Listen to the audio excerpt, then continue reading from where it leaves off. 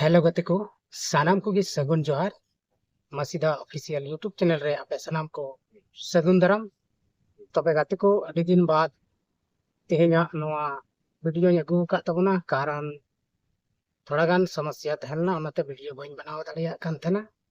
अदो तेलाबन तेहेना नोआ वीडियो रे झारखंड रिया जहां बजट सत्र चला कान ओना रिया किछुगान अपडेट बन बड़ाया और मैया सम्मान योजना रिया हो अपडेट बन बड़ाया अदा दिलाबन तबे बिना विलम कते वीडियो बन स्टार्ट लगे तबे गते को झारखंड राज्य रिया जहां बजट सत्र कना ओना कैबिनेट मीटिंग चला कना और कैबिनेट रे दो आयमा लेकना स्कीम रिया मोहर को लगा कना तबे नितो तेहिं जहां अपडेट हिजुक कान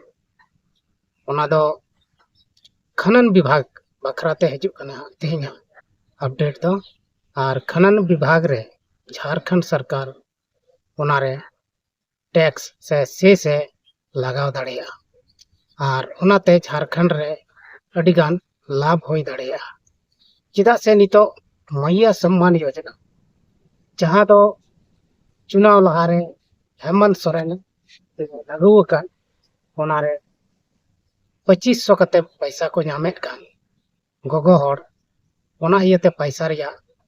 अडी जोर लगती पड़ाव कान और पड़ा गया चेदा से बिना रोजगार से बिना कमीते 2500 कते प्रत्येक गोगो हर पैसा एमाव को दो अडी मुश्किल कमी कना चेदा से 60 से 70 लाख गोगो हर नो पैसा को नामेट कना और उनको दो चीज हम बाको चिकायदा महना रे खाता रे हेज आदो ओना इयते झारखंड सरकार नितो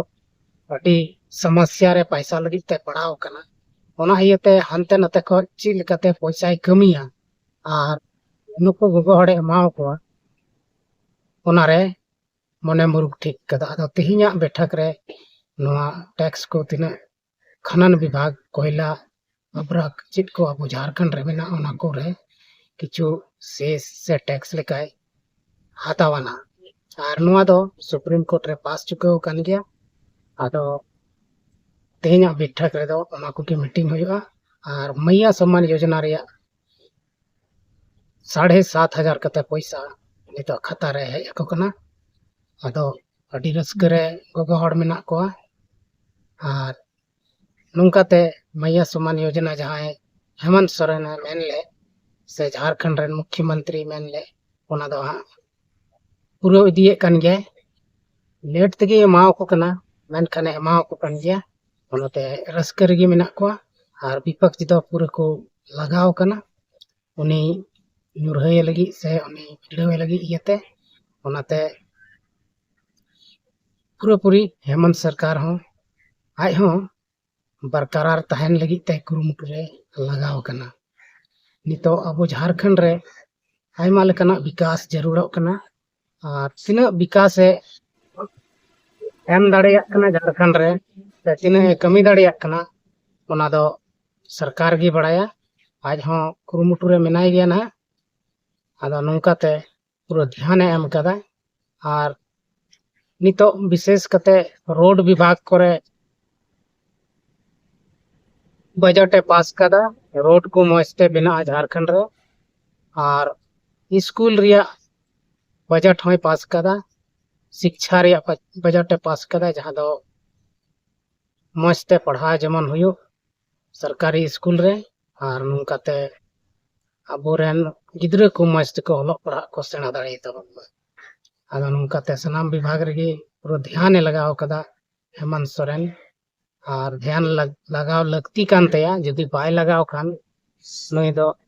जस्ती दिन सरकार बाय चलाव दाड़िया से अगला 5 साल बाद दो उनी झारखंड खय को चपाट गिडी गया और नोते बीजेपी रेन होबन नेलेक को पूरा को लगाव कना उनिया तिना ओका को बढ़िया को नेलेक ताय ओना विरोध ते तबे गाते को तेहिना नोआ वीडियो रे इनका गेबन यापामक कना और नवा कटी मारंग अपडेट लेकते हेज लेन तबना मा तबे वीडियो मज पे बुझाव खान लाइक शेयर तबन पे और चैनल बापे सब्सक्राइब खाए सब्सक्राइब बटन जोटेक कते सब्सक्राइब तबन पे